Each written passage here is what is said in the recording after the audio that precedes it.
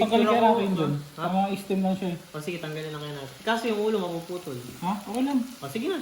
Ganun din eh. Halo-halo na. Kasi hindi siya na parang ano. Nasusunog. Ayun, nasusunog na nga eh.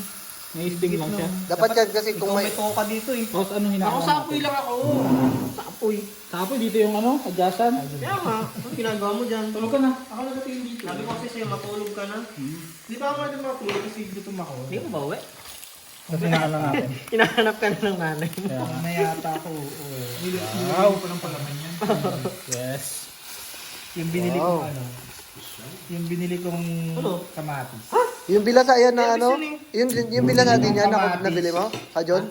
Yung bilasa din yan Tapos nabili yung mo? lemon ko, binili. Yung kanin ko, Kain mo. Ako rin yung order niya. ano pa? Wow! Presentation. M&M pa pala dito. Ano ba yan?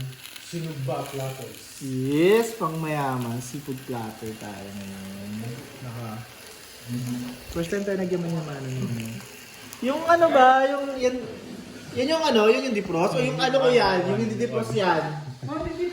Tingnan mo doon. Mukhang magagamit mo dyan yung Beshi may naman, di mo Parang hindi ako makakatulog ngayon. Piling ko magsaya ka ngayon, best. Kasi talagang iaano ko yung health ko ngayon.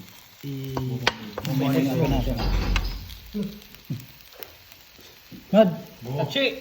Mugo? Mugo. Sige. Mad. Iguan niya. Mad, chinggo iso? Sewu. Sure. Mula? Sewo. Sewu, mula? Mula? Okay? Okay. Mad, ganito. Lagyan na ito lahat to. Bibisita si Boss. Lagyan mo natin dito. Silbi-silbi ka man lang dyan. Tawag dito niya na siya. Dagdag na sa daan yung... Participant. Puro alak na yung binili.